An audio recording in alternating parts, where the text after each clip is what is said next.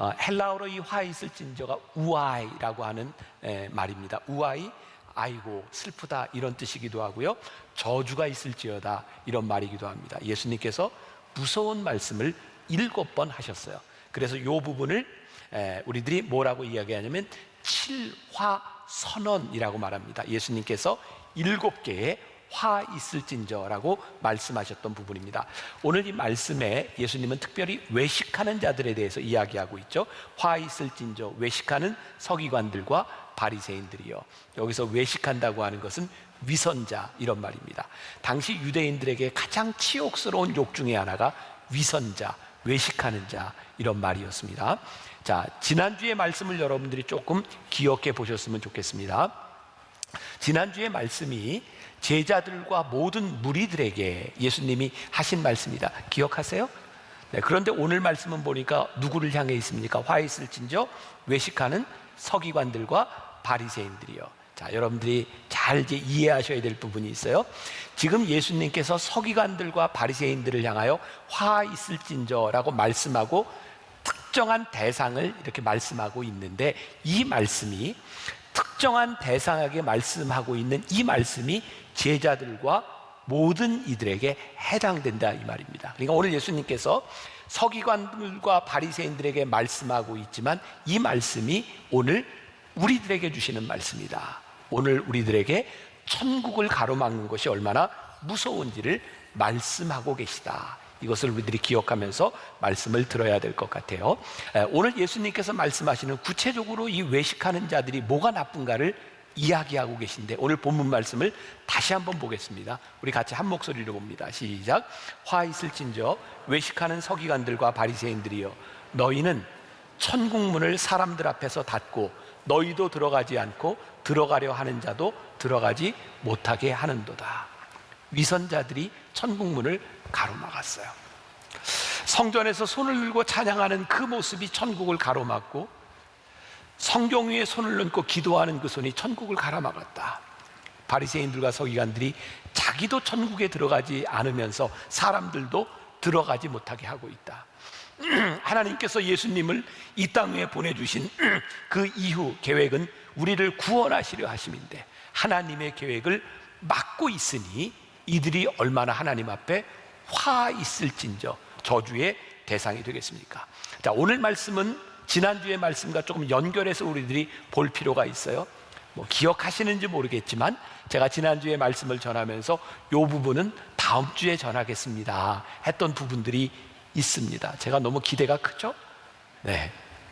자, 마태복음 23장 3절에 보니까 그러므로 무엇이든지 그들이 말하는 바는, 그들이 누구냐면 서기관들과 바리새인들이죠, 행하고 지키되 그들이 하는 행위는 본받지 말라. 그들은 말만 하고 행하지 아니하며.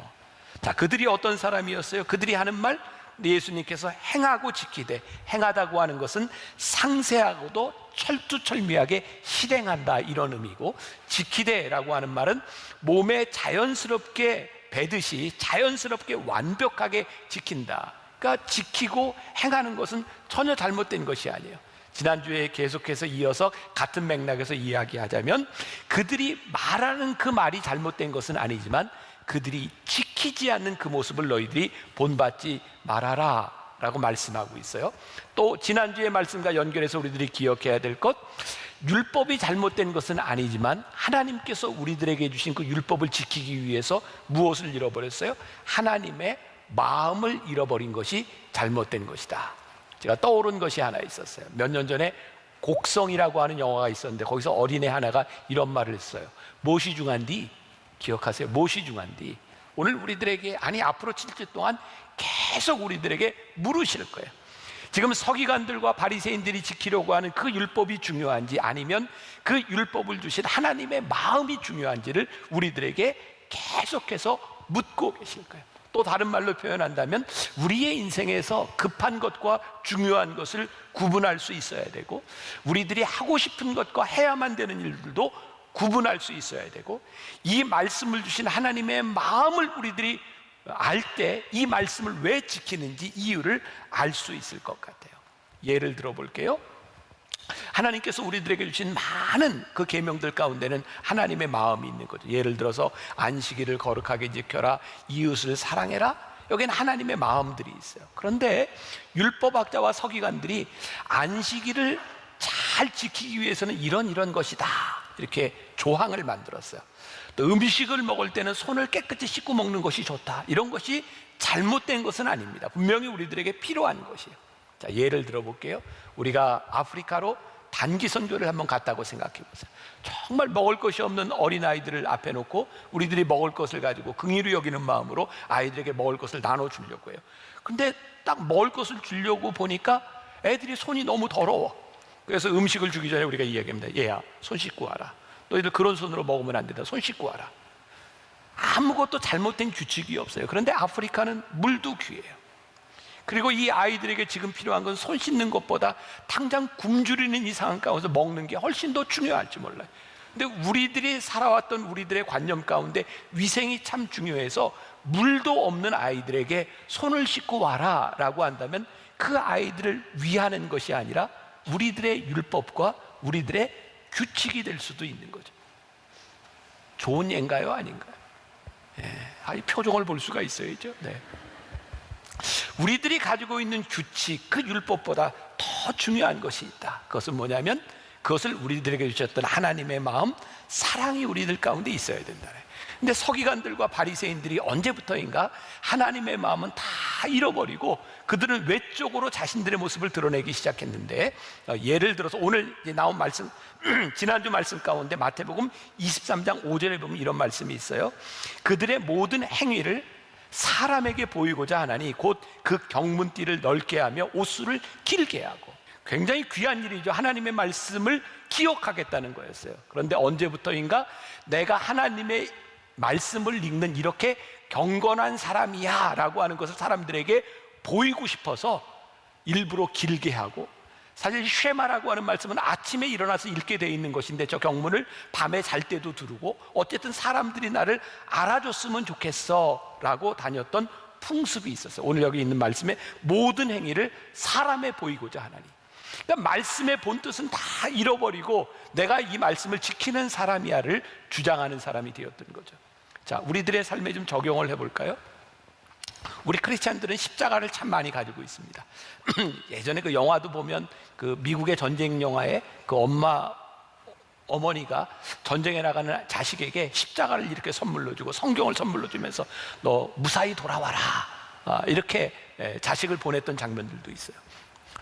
그러면 십자가를 주면서 그 어머니가 그 아들에게 주어야 되는 진짜 중요한 것은 그 형상의 십자가가 아니라 십자가가 가지는 믿음이 아닐까요? 네가 십자가를 든든히 붙들고 담대히 붙들고 두려워하지 말고 전쟁에 나가 싸워. 그리고 네가 이 전쟁에서 죽더라도 하나님께서 너를 구원해 주심을 믿으며 담대하게 살아. 어쩌면 그것이 십자가 정신인데 이것은 다 잃어버리고 내가 십자가를 가지고 있으면 안전할 것이니, 혹은 비겁하게 도망을 가면서도 내가 십자가를 가지고 있는 것으로 위안을 삼는다면 십자가의 정신은 다 잃어버린 것이 아닐까요?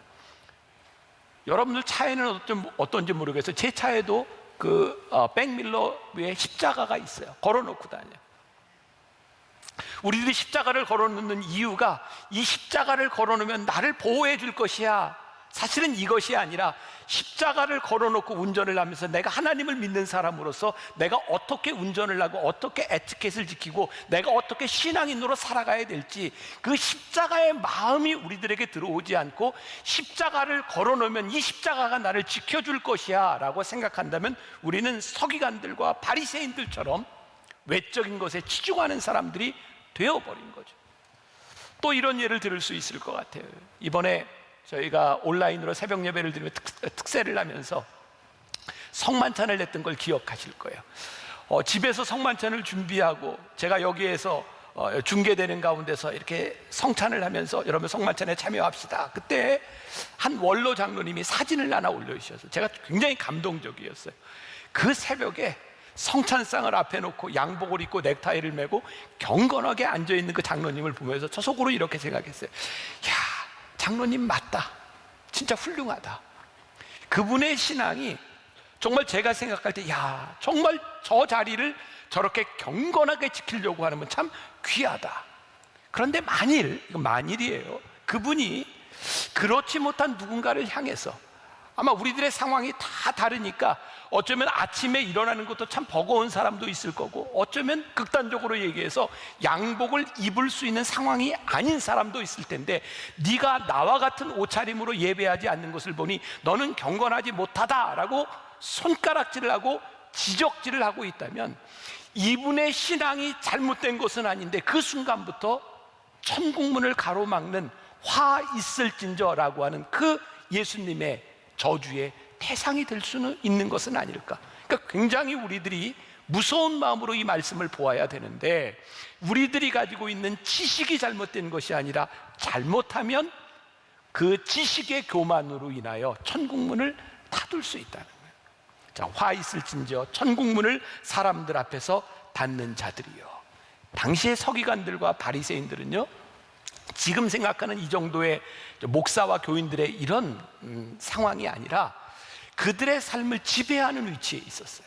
그들이 규칙을 지켜놓고, 여러분들은 제 말 참 잘 안 듣잖아요, 그죠?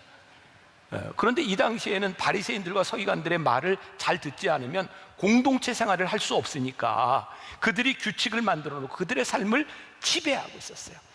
수많은 규칙을 만들어 놓고 그들이 신앙의 경건을 유지한다고 생각했지만, 사실은 그것으로 인하여 사람들이 힘들어했고 천국문을 가로막는 자들이 되었어요. 제가 지난주에도 소개했던 책이 있습니다. 박양규 교수가 쓴 중세교회의 뒷골목 풍경. 여러분들 이번 코로나 기간을 지나가면서 한번 이렇게 재미있게 읽어봐도 좋은 책입니다. 거기에 아주 중요한 역사적 사건이 하나 나와 있어요. 자, 이제 이전에 학창시절에 세계사를 배웠던 그 기억을 한번 되살려 보세요. 1077년 이 세계사에 굉장히 중요한 사건이 하나 있었습니다. 그게 카노사의 굴욕이라는 사건이에요. 당시 중세시대에는 황제와 그리고 교황이 권력을 가지고 굉장히 많은 암투가 있었습니다. 누가 권력을 잡을 것인가. 그런데 1077년 카노사라는 성 앞에서 겨울에 당시에 하인리 4세 황제가 그레고리 7세 황제 앞에 무릎을 꿇고 잘못을 비는 사건이 있었습니다. 이게 카노사의 굴욕입니다. 이 책에서는 뭐라고 이야기하냐면, 당시 유럽은요 기독교 국가였거든요. 황제도 교황도 동일하게 하나님의 영광을 위하여 이야기했다는 거예요. 그런데 하나님의 영광을 위하여 하나님의 말씀을 인용했던 그들에게 하나님의 영광이 나타났던 것이 아니라 그들의 권력을 잡으려고 그들은 하나님의 영광을 이용하고 있었어요. 죄송합니다. 위선자들이 가장 많이 사용하는 말 가운데 하나가 하나님의 영광을 위하여 라는 말인 것 같아요. 어쩌면 진실한 신앙인들에게서도 이 말이 유효하지만 위선자들이 제일 많이 쓰는 것이 하나님의 영광을 위하여, 하나님의 영광을 위하여 하는 일이 하나님의 마음을 아프게 해요. 하나님의 영광을 위하여 하는 일 가운데 복음의 능력이 사라지고 있어요. 제가 이 말씀을 참 아프게 우리들이 받아들여야 된다고 하는 것이, 저와 여러분들 모두를 통틀어서 우리들이 하나님을 믿고 있고 내가 하나님의 말씀대로 살아가고 있다고 생각하는 우리들이 하나님의 마음을 아프게 하고 하나님의 영광을 가리는 것은 아니지. 결국 이것은 지식에 대한 문제가 아니라는 거예요.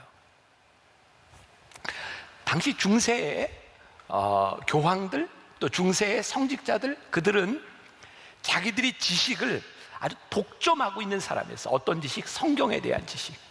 우리들이 잘 알잖아요. 말틴 루터가 종교개혁하기 이전에 일반 평민들은 성경을 읽지 못했어요. 왜냐하면 성경이 다 라틴어로 되어 있었거든요. 당시 성직자들, 라틴어를 배운 사람들이 아니고는 성경을 읽을 수조차 없었어요. 그들은 성경의 지식을 독점하고 있는 사람들이었는데, 그 사회가, 그 종교 권력이 타락했던 것을 보면 2000년 전이나 중세시대나 그들이 가지고 있는 지식에 대한 문제가 아니라 그 말씀을 우리들에게 이야기하고 계시는 하나님의 마음이 우리들에게 없으면 우리들의 지식이 얼마나 교만하며 천국문을 가로막을 수 있는지 무서운 말씀을 하고 계신 거예요. 자, 이제 제가 오늘 이 말씀을 적용해 가려고 합니다. 오늘 말씀을 제일 잘 적용할 수 있는 부분이 어디냐면 고린도전서 8장에 사도 바울이 우상 제물을 가지고 논쟁을 벌인 부분에 있어요. 자, 이제 저와 함께 이제 좀 따라오세요. 고린도전서 8장 1절 말씀을 보겠습니다.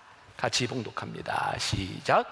우상의 제물에 대하여는 우리가 다 지식이 있는 줄을 아나 지식은 교만하게 하며 사랑은 덕을 세우나니. 자, 사도 바울이 고린도의 교회를 세웠어요. 사도 바울이 전도했거든요. 복음을 전했거든요. 교회가 세워지고 많은 사람들이 말씀을 알았어요. 그런데 처음 교회가 세워질 때는 그렇지 않은데 시간이 지나면서 교회가 자라나고 사람들이 모이기 시작하면서 어떤 일들이 일어났냐면 우상 제물에 대한 지식을 가지고 갈등이 생긴 거예요. 뭔가 안다고 생각하는 사람들, 우상 제물에 대해서 뭔가 안다고 생각하는 사람들, 어떤 예를 들면 사도 바울 같은 경우도 그랬죠. 우상 제물에 대하여 나는 저게 아무것도 아니라고 생각해. 왜? 사도 바울과 우리 신앙인들의 마음 가운데 하나님은 오직 한 분이시야. 그러니까 우상 앞에 드려진 제물이 저게 뭐가 문제가 돼? 저 우상이 저게 뭐야? 그냥 돌덩어리고 금덩어리고 저거 나무인데 그 안에 거기에 드려진 예물들이 아무 효과도 없는 거야. 그거 먹어도 아무 상관없어. 적어도 하나님 한 분이시라고 믿는 그 지식인들 가운데 이것은 문제가 되지 않았어요.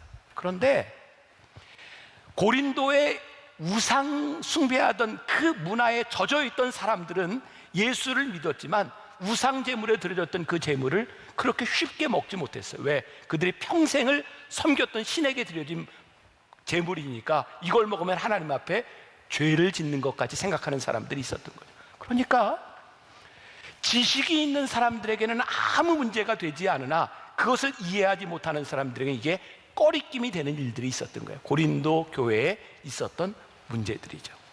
혹시 여러분들 기억하실지 모르겠습니다. 제가 벌써 한 3년이 넘었네요. 제가 예배를 마치고 나갈 때 저를 굉장히 당황스럽게 했던 일들이 있었어요. 저 뒤에 지금 저 카메라 있는 저 자리쯤 갔을 때 한 청년이 저를 붙들고 이렇게 얘기했어요. 목사님, 저 살고 싶어요. 저는 그 내용이 뭔지 아무것도 몰랐어요. 그 청년이 살고 싶어요라고 이야기할 때 그냥 그 마음이 조금 느껴지는 것 같아서 거기서 그 청년의 머리 위에 손을 얹고 간절히 기도했어요. 그리고 제가 예배를 이렇게 마치고 나가서 오고 가는 중에 엘리베이터를 탔는데 그 청년이 엘리베이터에 타고 있었어요. 그런데 엘리베이터 끝에서 입을 이렇게 가로막고 숨도 쉬지 못하고 있었어요. 왜 그래? 청년의 입에서는 술 냄새가 나고 있었어요. 저에게 이렇게 얘기하더라고요. 목사님, 술 먹고 교회 와도 되나요? 제가 이렇게 말했습니다. 괜찮아. 괜찮아. 술을 먹어도 된다, 이것이 괜찮다고 하는 것이 아니라 지금 네가 술 먹고 살고 싶은 그 마음으로 하나님 앞에 나온 거 괜찮아. 그런데 그 청년이 너무너무 힘들었던 것은 술을 먹은 이 모습으로 교회에 왔을 때 아무도 자기를 반겨주지 않고 아무도 자기를 환영해주지 않는 것 때문에 힘들었던 거예요. 그때 제가 주님의 마음을 깊이 생각했었어요. 우리들이 가지고 있는 지식, 우리들이 가지고 있는 신앙의 규범에 의하면 술을 먹고 들어올 수 없는 것이 교회지만 지금 목숨을 끊을지도 모르는 위협 가운데서 술을 먹고 하나님 앞에 나올 수 있는 그 청년을 바라보며 예수님은 어떤 마음이셨을까?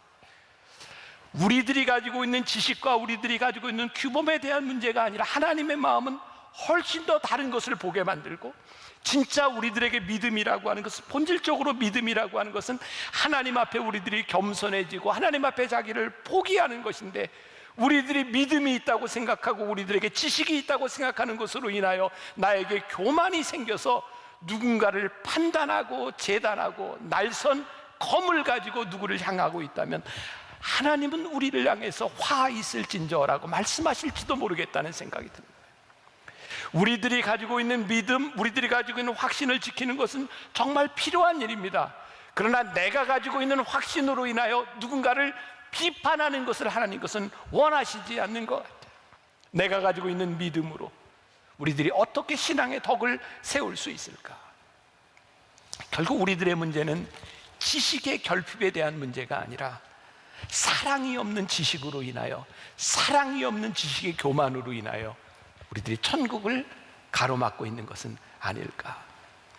오늘 본문에서 천국을 가로막고 있는 이 바리새인들처럼 고린도 교회에도 믿음이 좋다고 하는 사람들, 지식을 가진 사람이 있었고, 지금 이 순간에도 저와 여러분들을 포함해서 내가 믿음이 있고 나에게 지식이 있다고 생각하는 사람들이 있는 거죠. 자, 고린도전서 8장 4절을 보겠습니다. 그러므로 우상의 제물을 먹는 일에 대하여는 우리가 우상은 세상에 아무것도 아니며 또한 하나님 한 분밖에 없는 줄 아노라. 자, 사도 바울과 그 믿음 있는 사람들이 어떤 지식을 가지고 있어요? 우상이고 아무것도 아니다. 자, 그런데 고린도전서 8장 7절 말씀으로 가보세요. 자, 중요한 말씀입니다. 그러나 이 지식은 모든 사람에게 있는 것이 아니므로 어떤 이들은 지금까지 우상에 대한 습관이 있어 우상의 제물로 알고 먹는 거로 그들의 양심이 약하여지고 더러워지느니라. 이해가 다 되셨죠? 우리는 이런 지식을 가지고 있으나 오랫동안 우상의 습관에 절어있던 사람들은 그것을 그렇게 먹을 수 없었다는 거예요. 사도 바울의 마음 가운데 뭐가 들어왔냐면, 우리들이 알고 있는 지식보다 더 중요한 것이 있는데 아직 그런 지식을 가지지 못함으로 인하여 힘겨워하고 있는 그 사람들을 바라볼 수 있는 마음이 있었으면 좋겠다. 이 시간에도 채팅을 하면서 이렇게 예배드리는 분들이 있을 거예요. 그래요, 이 말씀이 좀 마음을 좀 불편하게 할지도 모르겠어요. 저도 지난 몇 주 동안 여기에 앉아서 채팅을 하면서 어떻게 예배를 드리면, 저도 같이 예배를 드렸거든요. 그 채팅창에 가끔 글을 올리는 사람들을 보면 정말 그런 게 느껴져요. 아, 저 사람은 저기에서 자기의 지식을 자랑하고 있구나. 참 지적을 많이 해요.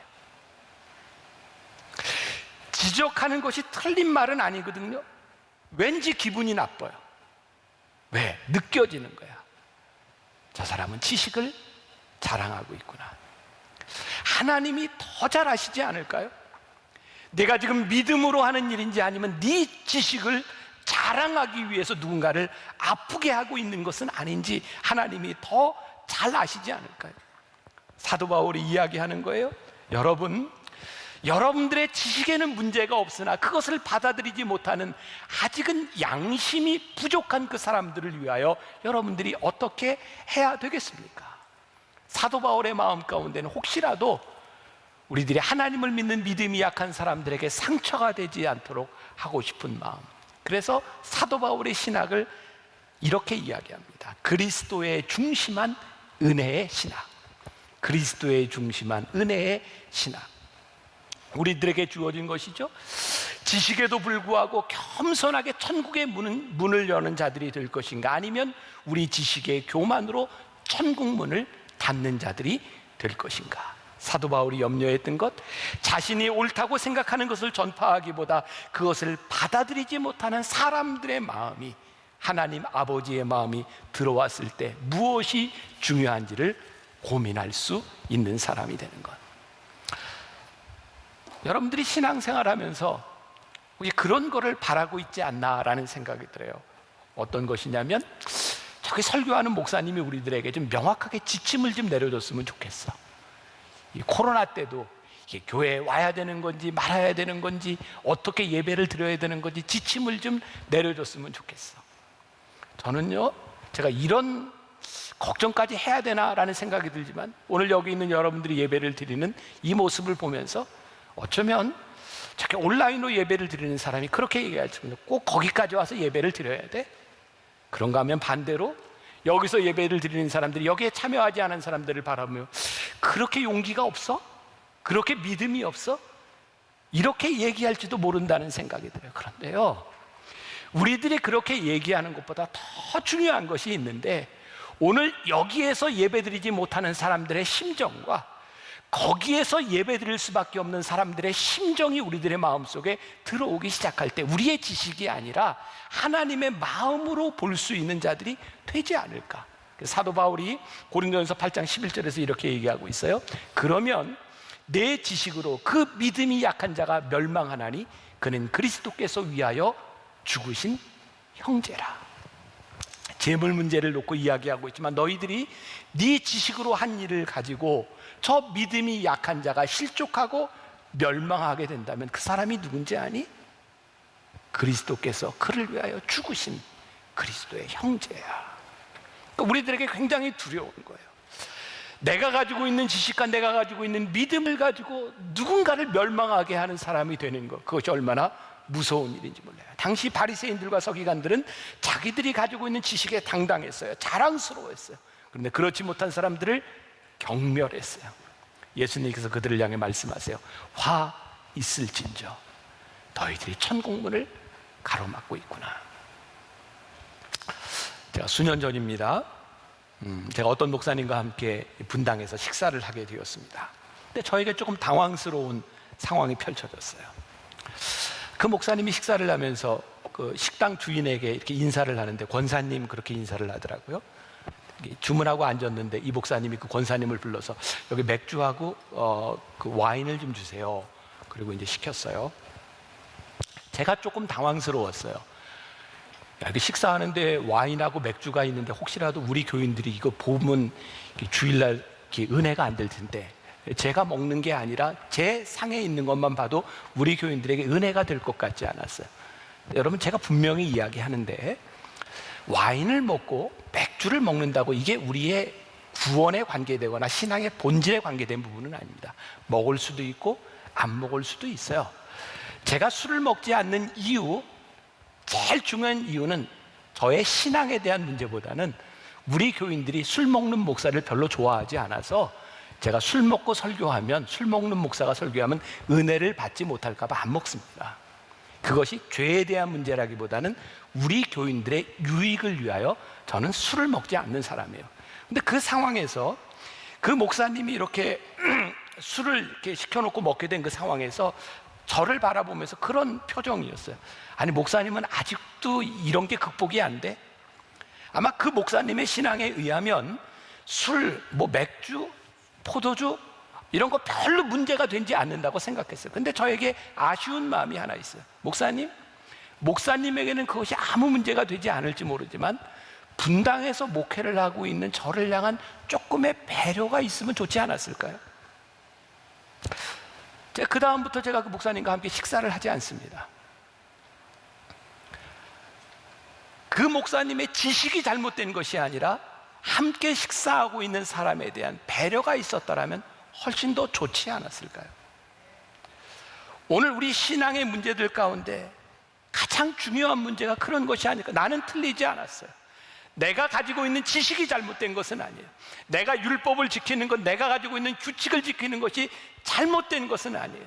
그러나 그것으로 인하여 우리들이 누군가의 마음을 아프게 하고 천국을 가로막는 일이 되는 것은 하나님이 기뻐하시는 일이 아닌 것 같아요. 오스왈드 챔버스 아시죠? 제가 주님은 나의 최고봉이라는 책을 가지고 12주 동안 여러분들과 말씀을 나누었던 적이 있어요. 오스왈드 챔버스가 이런 고백을 해요. 주님은 나의 최고봉에서. 오스왈드 챔버스는 20세기 기독교에 가장 큰 영향을 남긴 영성가 중에 하나입니다. 그의 책에 이런 글이 나와요. 예수님을 나의 구주로 영접한 이후 나는 어느 누구에게도 실망한 적이 없습니다. 십자가에서 내가 얼마나 큰 죄인인지 알았습니다. 나는 어느 누구에게도 비판은커녕 실망할 자격도 없는 죄인입니다. 진정으로 하나님의 은혜를 경험한 사람이라면 그 은혜로 말미암아 누구도 비판할 자격이 없다는 것을 고백합니다. 이것이 겸손이고, 이것이 신앙이고, 이것이 믿음이고, 이것이 천국을 여는 것이죠. 우리가 가지고 있는 믿음을 가지고 우리들이 천국문을 닫을 것이냐, 천국문을 열을 것이냐, 오늘 예수님께서 우리들에게 물으시는 거예요. 예수님이 공생애를 지나시는 동안 제일 많은 논쟁 중에 하나가 안식일에 대한 논쟁이었어요. 기억하시죠? 안식일에 38년 된 환자를 고치셨을 때 서기관들과 바리새인들이 예수님께 와서 이렇게 했어요. 당신은 왜 안식일에 일을 하는 겁니까? 예수님께서 안식일에 손 마른 자를 고치셨을 때 사람들이 예수님을 비난했어요. 왜 안식일에 이런 일을 하는 겁니까? 예수님께서 그렇게 말씀하시잖아요. 안식일이 너희를 위하여 주신 것인데 38년 된 환자를 바라보는 하나님 아버지의 마음이 너희들에게는 보이지 않니?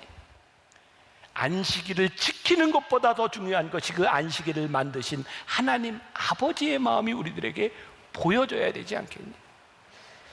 저는 우리가 신앙생활을 하면서 진짜 중요한 게 있다고 생각하거든요. 신앙은 하나님 앞에서, 하나님의 말씀 앞에서 늘 우리를 바라보는 거예요. 하나님, 이 말씀을 우리들에게 주신 하나님의 마음이 무엇이죠? 하나님의 마음을 생각하면 우리는 쉽게 그렇게 누군가를 비난하지 못합니다. 여러분들이 생각할 때 주일날 저는 안식이 돼요, 안 돼요?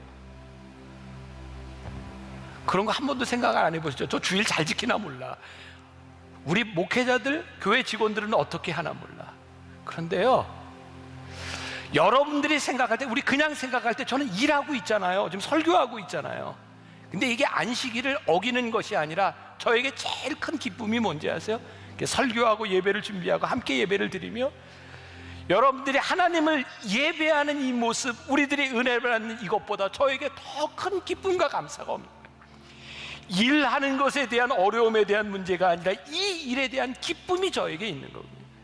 우리들이 그렇게 쉽게 이야기할 수 있는 것이야. 여기 율법학자들, 서기관들, 바리새인들, 그들은요 율법을 지키고 안식일을 지키면 되는 사람들이에요. 그런데 그 당시에도 율법을, 아니 안식일을 지킬 수 없는 상황 가운데 있는 아프고 힘든 사람들이 있었어요. 그들에게 안식일을 지키는 것보다 더 중요한 것이 안식일을 지킬 수 없는 사람들의 마음이 그들에게 보여졌더라면 그들이 그렇게 누군가를 쉽게 정죄했을까? 헌금? 좋은 일이죠.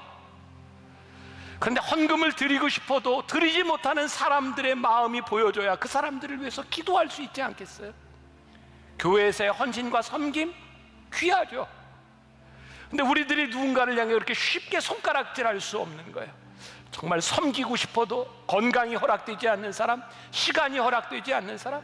여러분, 이 이야기가 누군가에게 핑계거리를 주고 잘 헌신하고 잘 섬기는 사람들에게 그 사람들을 비난하고자 하는 이야기가 아니라 내가 하나님 앞에서 믿음으로 결단한 그것이 귀한 것이지, 내 믿음의 결단을 가지고 누군가를 정죄하고 누군가를 향해 칼날을 휘두르지 말아라. 참 무서운 얘기잖아요.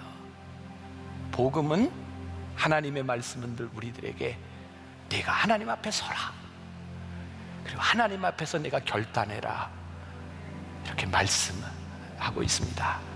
한 주간 여러분들의 삶에서 하나님의 말씀을 살아내고, 아프니까 복음이다, 여러분들을 아프게 했던 그 말씀들이 여러분들을 살리는 역사가 있기를 주님의 이름으로 간절히 축원합니다.